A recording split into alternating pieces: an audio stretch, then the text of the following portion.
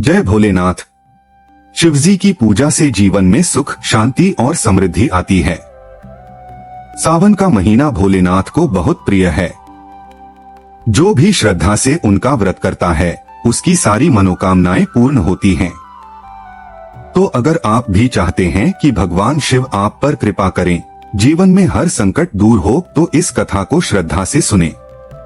और ऐसी और भी पावन कथाओं के लिए हमारे चैनल को जरूर सब्सक्राइब करें।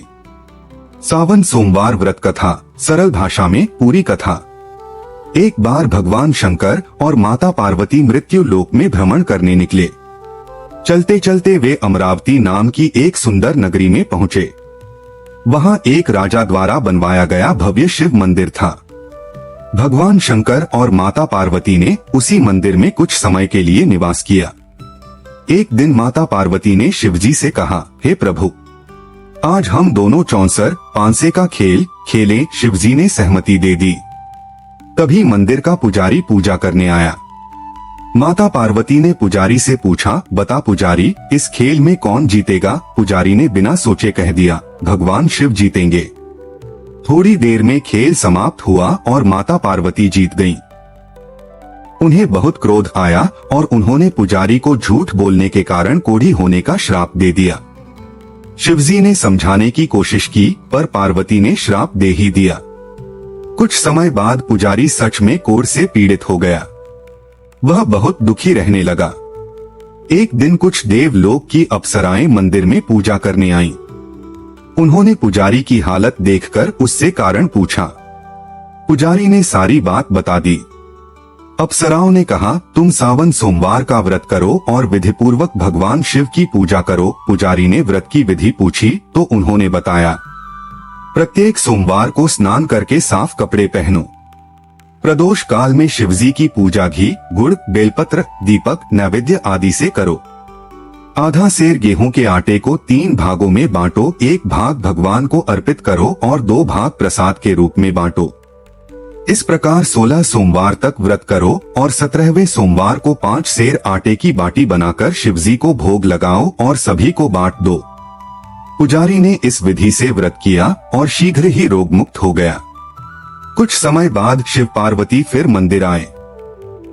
पार्वती जी ने पुजारी को स्वस्थ देखकर कारण पूछा तो पुजारी ने उन्हें 16 सोमवार व्रत की कथा सुनाई। माता पार्वती भी इस व्रत से प्रसन्न हुई और स्वयं व्रत करने लगी। व्रत के प्रभाव से उनका रूठा पुत्र कार्तिकेय भी वापस आ गया। कार्तिकेय ने भी यह व्रत किया और अपना खोया हुआ मित्र पा लिया। वह मित्र भी व्रत करने लगा और एक स्वयंवर में सुंदर राजकुमारी से विवाह कर बैठा। राजकुमारी ने व्रत की महिमा जानकर पुत्र प्राप्ति की इच्छा से व्रत किया और एक सुंदर ज्ञानी पुत्र को जन्म दिया। वह पुत्र भी बड़ा होकर यह व्रत करता रहा और एक वृद्ध राजा द्वारा अपनी बेटी से विवाह करके राजा बन गया। एक बार राजा की पत्नी ने 17वें सोमवार को पूजा में जाने से इनकार कर दिया। शिवजी की आकाशवाणी हुई, इस रानी को राज्य से निकाल दो, नहीं तो सर्वनाश होगा। राजा ने रानी को निकाल दिया। रानी बहुत दुखी हो गई। जहाँ भी जाती वहाँ कोई न कोई विपत्ति आती। अंत में एक गुसाई जी के आश्रम में पहुंची। उन्होंने रानी से उसकी स्थिति पूछी और व्रत करने को कहा। रानी ने 16 सोमवार का व्रत किया। 17वें सोमवार को शिवजी ने राजा को रानी की याद दिलाई।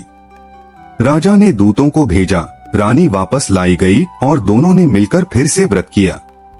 अंत में दोनों को मोक्ष की प्राप्ति हुई। इस प्रकार 16 सोमवार का व्रत करने से भगवान शिव सभी मनोकामनाएं पूरी करते हैं और जीवन को सुखमय बनाते हैं। अगर आपको यह कथा अच्छी लगी हो तो कृपया इस वीडियो को लाइक करें और ऐसी ही पवित्र कथाएं सुनने के लिए हमारे चैनल को जरूर सब्सक्राइब करें। हर हर महादेव।